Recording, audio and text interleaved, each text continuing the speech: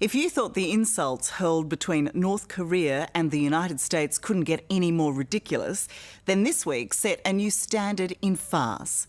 The rogue nation sentenced President Donald Trump to death because he apparently called their leader, Kim Jong-un, short and fat. Ordinarily, this kind of behaviour would be dismissed with a chuckle, but 2017 has seen tensions on the Korean peninsula rise to the most dangerous level ever. The threat of nuclear war is real, and Australia is in the sights of the North's missiles. After months of negotiations, Nine News correspondent Tom Steinfort was given rare permission to travel to North Korea. There he discovered a country whose people are not only ready for conflict, but fully aware it could mean the end of the world.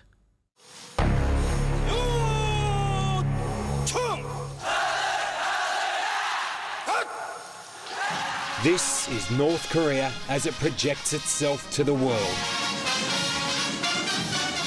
A nation marching in unison,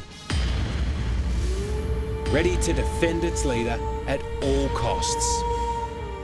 Do you think a third world war is a possibility here? Who knows? Our country is nuclear armed, and Donald Trump is going to attack us. But tonight, we show you a North Korea you've never seen. As we head inside the world's most secretive state, at a time of unprecedented tension. Who is the enemy? American Yankees. American Yankees. Wow. In the midst of a nuclear showdown that has implications for us all. Rocket Man is on a suicide mission for himself and for his regime. With unpredictable leaders and an escalating war of words, We will have no choice but to totally destroy North Korea. it is the most serious threat to world peace in decades. In the moment that you launch 10 missiles that are equivalent to 1,000 bombs of Hiroshima and Nagasaki, who will survive in this world? Not Australian, nobody in the United States. The world will end as we know it. It's rare for foreign journalists to get access to North Korea at the best of times, let alone right now. Be careful with your cameras. I will tell you where you can take photos or not. Okay? An ever-present team of minders carefully monitors our every move on a highly orchestrated tour led by government official Ju Jong-hyuk. The problem is that most of the Western people have no idea what is going on here. They don't know the reality of our country. What is the reality? Our reality is that we are enjoying a normal, comfortable, happy life here, and we have our own way. So I think that with single mind, we can pave the way to our final victory under the wise leadership of our respected Supreme Leader Kim Jong-un. I was last in Pyongyang 2.5 years ago, and the changes are striking. From new streets to grandiose buildings like the SciTech complex, which celebrates the regime's technical achievements. Full of the students who are going to read the books. At its heart is a replica of a Rocket, a forerunner to the intercontinental ballistic missiles which can now reach the American mainland. Of course, we are very proud of the result of the space rocket and also the other successes in the science field, because it means we are developing and we are now becoming space power and that kind of economic power. We are ready. Pyongyang is the showpiece capital of one of the poorest countries on Earth, home to the nation's privileged elite. But make your way out of the city and a very different North Korea is visible, one seldom seen by foreign eyes. We're on our way 200 kilometres east to the city of Wonsan, a bumpy 5-hour journey through dirt-poor farmland and dark tunnels. We stop briefly at a coffee shop where the walls are plastered with pictures of North Korean missile launches. So are you excited when you see that they've tested a nuclear weapon? That's it. It's excitement. I am. That's beyond my greatest excitement because we were weak, but now we are strong. Single-hearted unity, great leadership, and we have the ICBMs. So I usually say to Donald Trump, come to me. I will choke you with my H-bombs. Wow. In Wonsan, we find fishermen jostling for space to catch dinner. At random, we speak to Kim Yong-chol, who's lived here for 15 years. Donald Trump is just like a dog, barking at the moon. Immediately, he casts the conversation to politics. As you've seen on the TV reports, Trump is saying crap like he's going to kill us all. But we have our supreme leader. So even if Trump brings all his forces, even if the sky falls, we are not afraid. With its beaches and relaxed vibe, Kim Jong-un has earmarked Wonsan as North Korea's future holiday hotspot. But overseas visitors are few and far between. On the headland out there, the regime has built this huge, brand new international airport because they're actually hoping to set up $1 billion tourism industry in this country. But given the current climate, it's no surprise that not a single passenger plane has touched down there yet. The site's not going to waste though, because while no planes have been taking off from there, plenty of missiles have been. Wonsan is one of the regime's key missile test sites. Almost 40 have been fired from this area as North Korea, or the DPRK, develops its capability to strike targets around the world. Is there anything that the world should fear from the DPRK? Because from my perspective, the thing that scares a lot of people is the fact that you are now armed with nuclear weapons. I think that none at all. No threat at all. But there is one threat. It is one threat in the world. It is from not DPR Korea, but from Donald Trump. So I think that we must get rid of this threat. We must get rid of Donald Trump, I think. How then do you feel when you hear Donald Trump say that he wants to destroy your nation? Donald Trump is going to turn our skyscrapers into ashes. Total destruction of Korea. Every citizen, every member of the Korean nation has got angry. Oh, war maniac Donald Trump. So if Donald Trump did decide to attack your country, what would happen? I think that the next step will be the destruction of United States.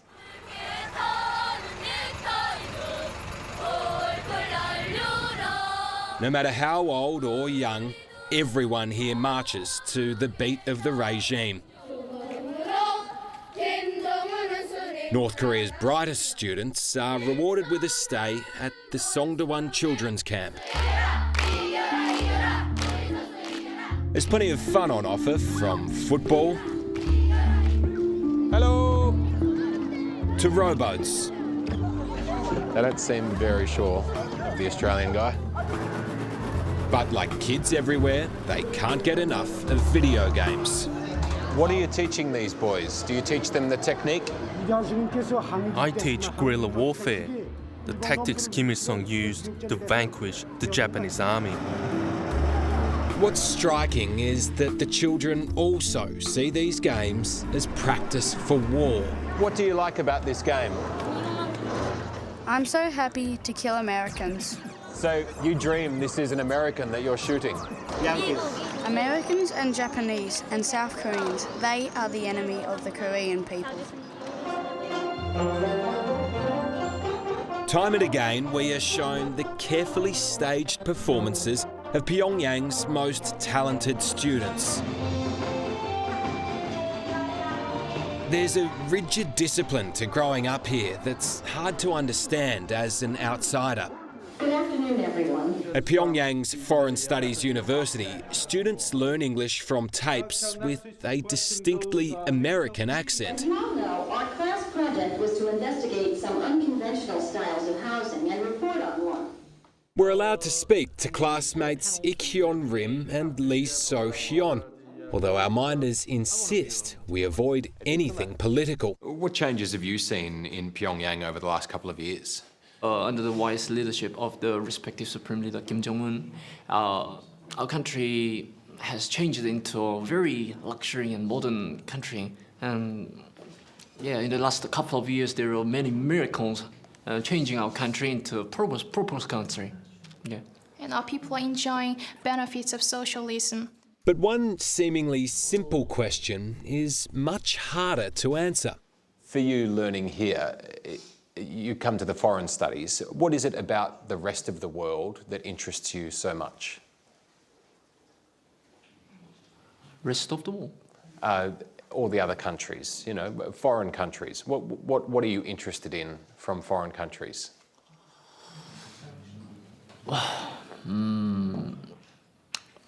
That's not that simple. I don't quite get your... Okay, for foreign studies, you study foreign languages. Foreign languages. What is it about other languages, other countries that you find interesting? Should I say so? No special comments. Okay. If they say what they want, they will be in trouble. They will be kicked out of Pyongyang. If they say, oh, I don't like my leader, and then, oh, North Korea is a bad country, then, no, it's gonna be huge trouble for them. Sung-Ju Lee knows all too well the expectations of the regime. Now living in Seoul, he escaped from North Korea at the age of 16. What would happen to you if you went back to Pyongyang tomorrow? What would the government do? Public execution. Seriously.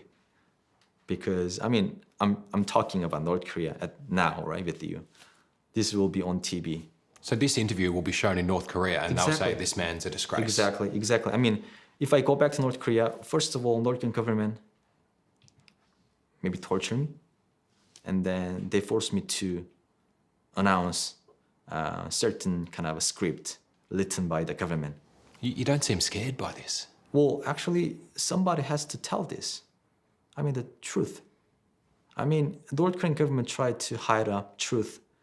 They try to hide the sky with their palms. But they cannot hide everything. Coming up, the world will end as we know it.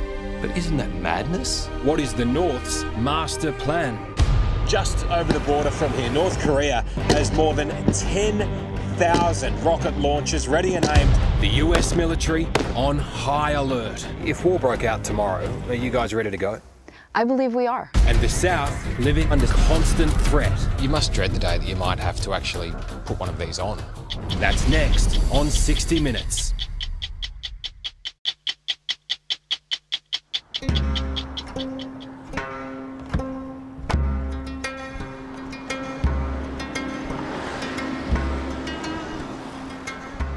When I got to South Korea, I was so confused that people are so nice. Really? Yeah, so nice. And so, I mean, it was kind of one of culture shock that I had. These days, Sung-Ju Lee enjoys a freedom he never knew existed in his former life in North Korea. Since he fled the country in 2002, he's worked tirelessly to expose the hypocrisy of the regime. North Korea is a country for just 10% of total population. I can say 90% are slaves. North Korea is a country, but I can say North Korea is prison. The regime's brutality is notorious, and not just how it crushes any sign of dissent from within. In February, the world was stunned by the brazen assassination in Malaysia of Kim Jong-un's exiled half-brother Kim Jong-nam with VX nerve gas. For many, it showed just how erratic and ruthless the North Korean dictator really is. What do you think of Kim Jong-un? Well, international community keeps saying that Kim Jong-un is very unpredictable. He's very irrational. But my perspective, Kim Jong-un is very predictable. He's very rational. Is he smart? Yes, in terms of protecting its own regime. That's why he's developing nuclear weapon. Do you think he wants war? He will not attack the United States first. He will not attack South Korea first. But if South Korea and United States kind of try to use military option, then they will attack. With tensions rising, the US military has been stepping up its preparations for war. Just this week, there was a massive show of force by 3 aircraft carrier strike groups off the Korean peninsula, drawing the ire of Pyongyang. 2 kilometres from the North Korean border, we joined US Marines as they honed their shooting skills and went through drills for the possibility of chemical warfare. Well, we hear so much about the prospect of a nuclear attack. It's actually conventional warfare that's much more likely at first. Just over the border from here, North Korea has more than 10,000 rocket launchers ready and aimed at the south. And within the first few days of war here, more than 1 million lives could be lost. If war broke out tomorrow, are you guys ready to go? I believe we are. Regardless of the environment, these Marines need to be prepared for everything. Colonel Maura Hennigan is the Combat Logistic Regiment's commanding officer. The Marines that are here today are working actually at their basic infantry skills. Every Marine is a rifleman, so they have the opportunity to come out and they shoot in multiple environments. There's a certain irony to this because they'd hear these gunshots in North Korea. Yep, they sure would. And we actually get to listen every night to whether it's the radios that are going off or just everything that's happening right across the line. So yeah, it's not lost on anyone. With tensions on a hair trigger, there are fears the region could be tipped into an accidental war. We've come to South Korea's Yeonpyeong Island, just 10 kilometres from the North Korean mainland. 2,000 people call it home, with 2,000 Marines stationed here to protect them. 7 years ago, the island came under a hail of fire from North Korean artillery, killing 4 people and injuring 20. It followed a military exercise in the south that Pyongyang viewed as aggression. So how long have you been living on the island here for? Or about 30 years. For local guest house owner Song Yong-ok, it was the most terrifying day of her life. The whole town was just covered in black smoke, and it was a sea of fire. It was catastrophic. It sounds like it really had an effect on you. Yes, it did. Not just me, but all the townspeople. South Korea has nearly 20,000 bomb shelters dotted across the country. It's like a seriously heavy door. It's not until you head inside that you appreciate how frightening it would be to have to use one. Oh wow, it's huge. This shelter is equipped to hold 530 villagers, a quarter of the island's population, for 3 days. It's sealed against conventional, chemical, and biological attack. We are as well prepared as we can be, because we have gone through this before. You must dread the day that you might have to actually put one of these on. I hope that never happens.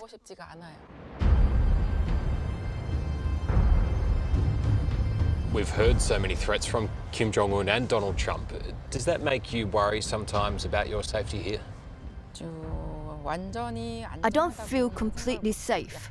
Kim Jong-un and Donald Trump, I'm afraid to say it like this, but they are both a bit psycho.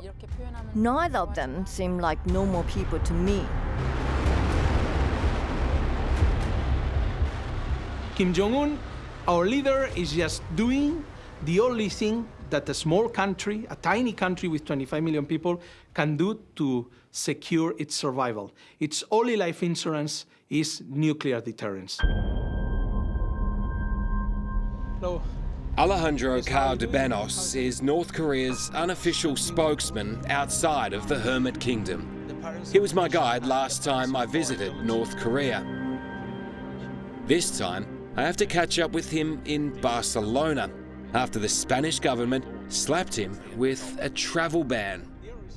We declare there will be no world without Korea.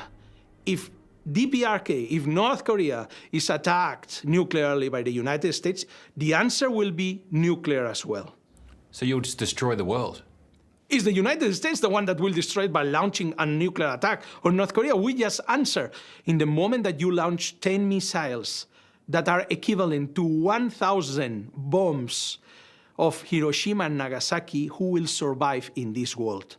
Not Australian, not Spaniards, nobody in the United States. The world will end as we know it.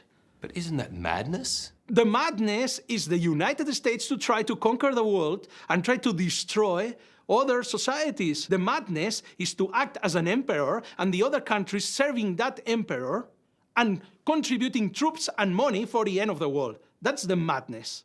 Coming up, this is effectively where the battle line is drawn. A warning to Australia. They will not be able to avoid the disaster. And uncovering the real North Korea. Behind all the politics, I've got to know the people, and they are a fantastic people. High five. Go. Yeah. Literally the only time on this trip where I don't have a minder sitting on my shoulder. Yeah, I wish it would calm down, and it's bloody frightening. That's next on 60 Minutes.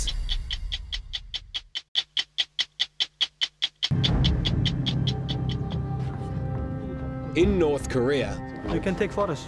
They have, yeah.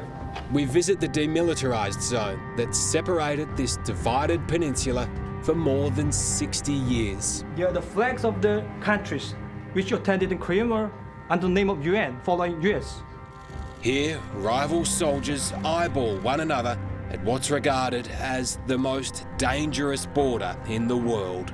This is effectively where the battle line is drawn, just about the most tense place on Earth right now. At the moment, the mood here, it's deadly serious. Australia stands with the Republic of Korea in solidarity against the provocative and illegal behaviour of North Korea.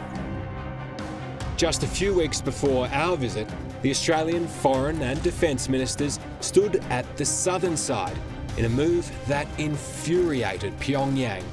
I want to repeat some of the articles which was by the spokesman of the Ministry of Foreign Affairs of our country. Should Australia continue to follow the US in imposing military, economic, and diplomatic pressure upon the DPR Korea, despite our repeated warnings, they will not be able to avoid the disaster. Australia will not be able to avoid disaster. Yeah, disaster. So you think that if Australia gets involved in any action against the DPRK, it will be also harmful to Australian people, I think. Our approach seems to have made us a target. I don't accept that. I don't believe Australia is a primary target. Foreign Minister Julie Bishop believes North Korea is using its nuclear arsenal to hold the world to ransom. Well, North Korea has used coercive blackmail as a negotiating tactic in the past, and it is ramping up its ballistic missile and nuclear weapons programs in order to put itself in the best negotiating position. The official government line there is that Australia is heading for disaster. Surely that worries you? Well, I didn't say it didn't worry me. Does it? It's an issue that we are dealing with. I just want to read you a couple of quotes from Donald Trump. He's threatened to unleash fire and fury like the world has never seen. He says he's going to totally destroy North Korea. He's called Kim Jong-un Little Rocket Man and also referred to him as being short and fat.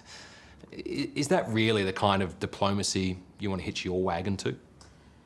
It certainly has a reaction in North Korea, and the trading of insults is it's not a good reaction, though. It doesn't help the cause. What President Trump's intervention has done is brought China into the discussion in a very direct way.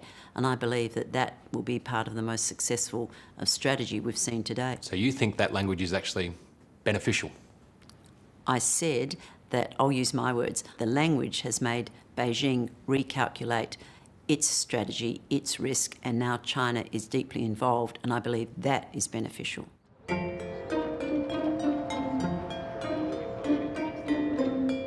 There are some lighter moments on our trip to North Korea. Another side of life here that the regime is keen to promote. Do you think I can win? Yeah, of course. I've been the Pyongyang so Marathon. energetic. Yeah. Today I've been invited to take part in the Pyongyang Marathon, surely one of the world's most obscure running events. What do you make of the turnout here? This one's very small. The big marathon's in April, and that had over 1,100 Western runners. This is, I think, 20. Nick Bonner has run a tourism business here for more than 2 decades. How much of that do you think is people that are just a bit worried about the situation here? I think it's, partly that. It's also that the Americans can no longer visit, so that's 20% down. And it's the current situation. It's definitely hit tourism. And behind all the politics, I've got to know the people, and they are a fantastic people. Politics apart, I wish it would calm down, and it's bloody frightening. After a North Korean misfire,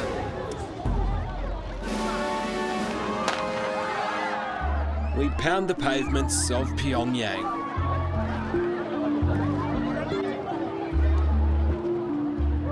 It really is nice just to be out. Literally the only time on this trip where I don't have a minder sitting on my shoulder the whole time watching every move. I'm free out here for once. Hello. High five. Go. Yeah. You can't help but feel an event like this is very much a charm offensive from a regime that's constantly paranoid about how it is perceived. Beating its chest to the outside world and subjecting its people to a never-ending barrage of propaganda. Well, we got some of it here.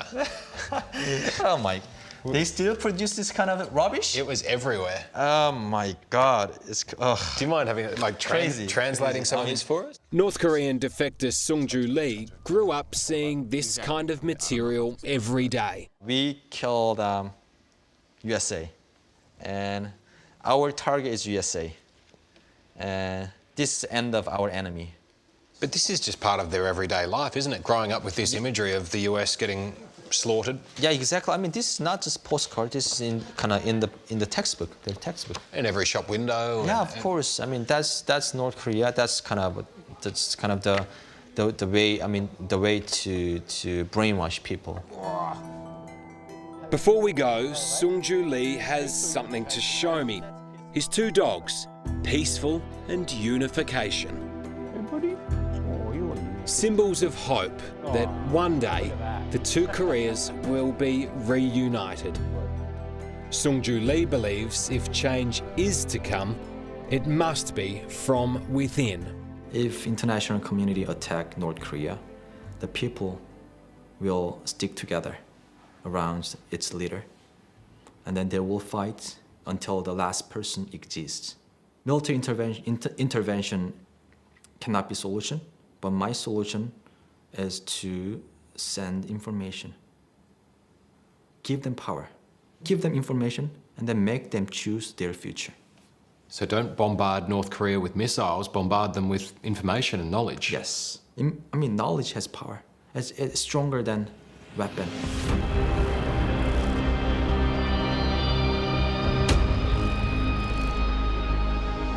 If there's one thing you'd like us to take back to Australia about your country, what would it be? I hope that TV Channel 9 from Australia let all the people in Australia feel that DPR Koreans are really peace-loving and friendly people. The nuclear deterrence of our country is not to attack other countries, including Australia. Our nuclear deterrence is to protect ourselves from the nuclear threats from US. Yeah. So usually I say to my foreign friends that it takes a thief to catch a thief. Hello, I'm Tara Brown. Thanks for watching. To keep up with the latest from 60 Minutes Australia, make sure you subscribe to our channel.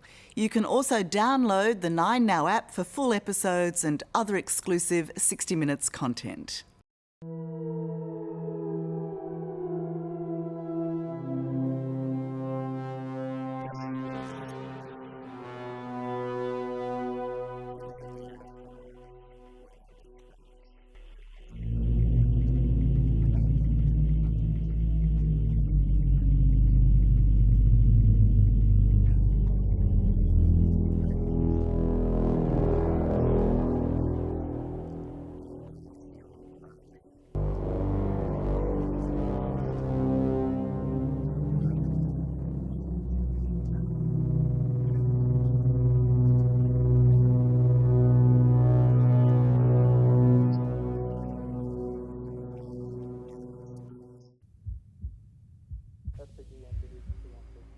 Go ahead.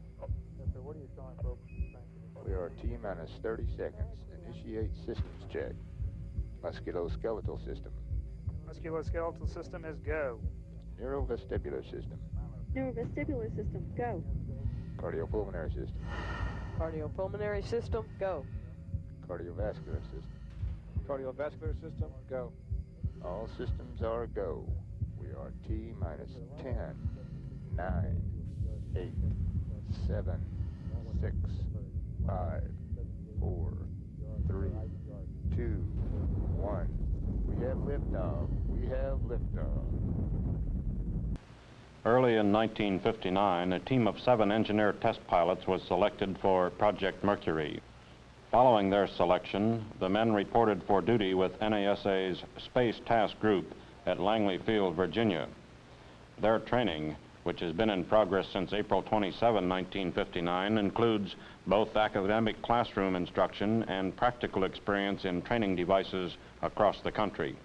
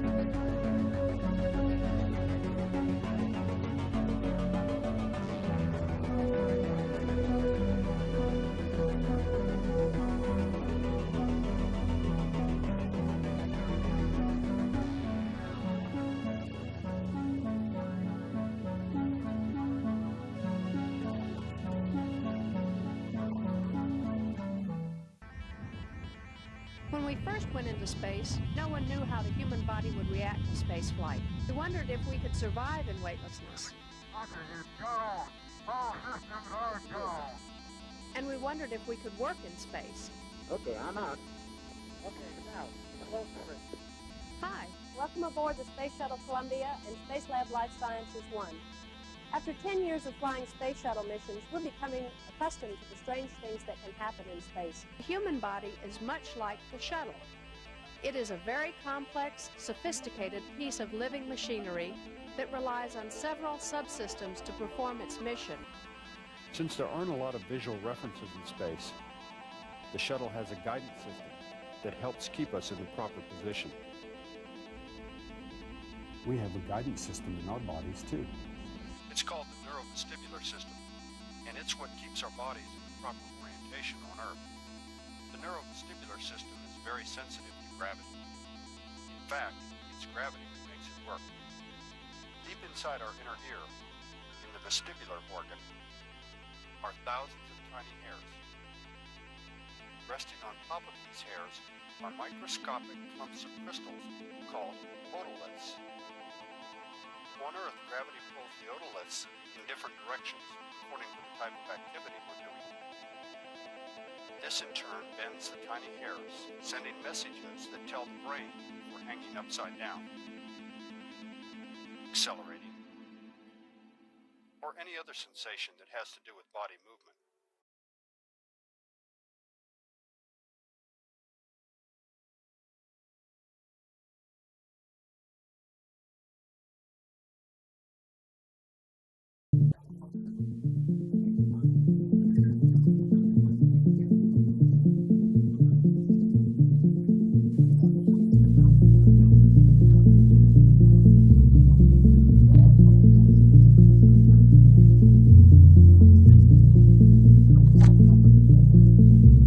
NASA has been flying its reduced gravity program since 1959. From the early days of the space program, through Mercury, Gemini, Apollo, and the Space Shuttle, the KC-135 has served as a flying laboratory where scientists have conducted research in fluid physics, combustion, material science, and life sciences.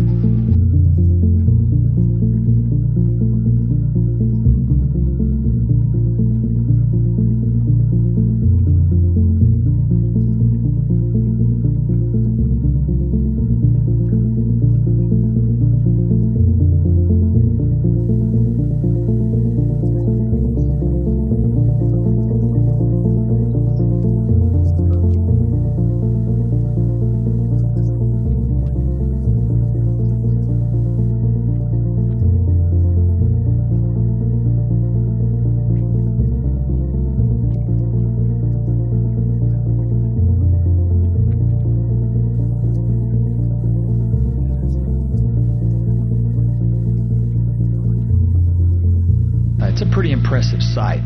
When you walk up close to the front of the aircraft, you can see a diagram of the parabola that it flies painted on the side, and it says weightless wonder.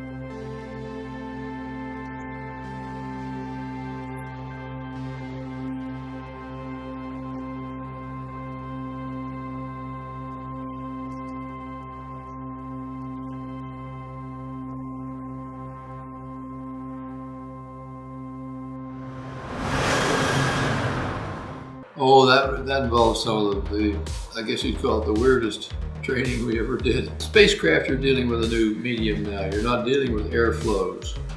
You're dealing with working in a vacuum. Here you are in the cockpit, and this thing has gone into uncontrolled pitch, or uncontrolled roll, or uncontrolled yaw. Would you be able to control it? And then they did 30 RPM in roll, pitch, and yaw at the same time. If you can imagine, you're doing 30 RPM in pitch and in roll and in yaw, all at the same time. And then there you sit watching your rate instruments and bringing this thing back to zero. And we grew to hate that gimbal rig passionately.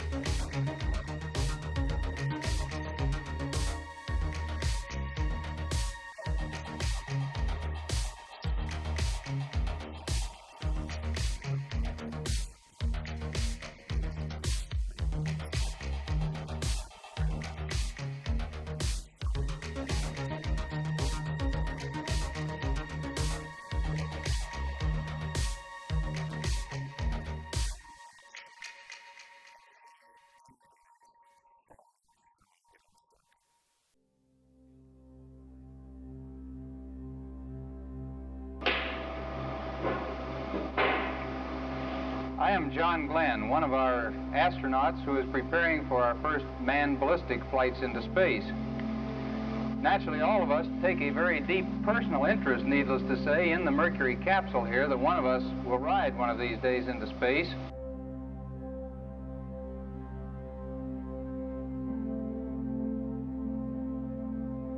The support for this Project Mercury capsule, of course, has come from many sources, not only from industry such as McDonnell and from NASA, the directors and managers of the project, but also from schools and universities, laboratories, scientists all over the country. So it's literally been a big team effort for the whole nation.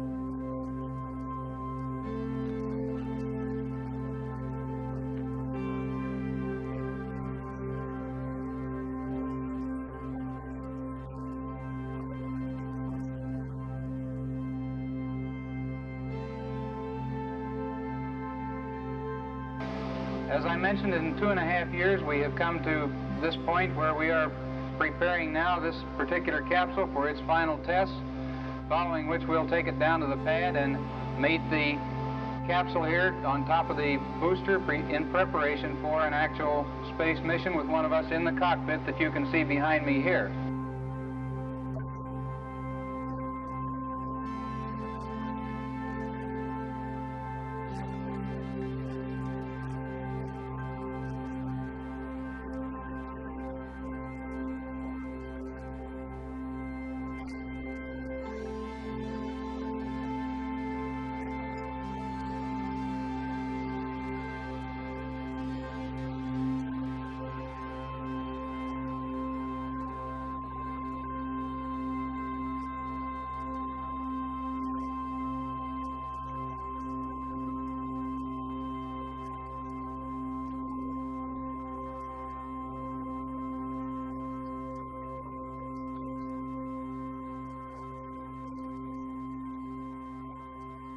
Correct. The ready light is on.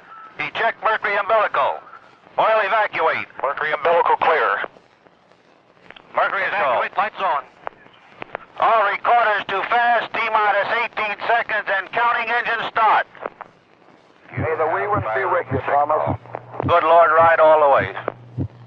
Godspeed, John Glenn. 10, 9,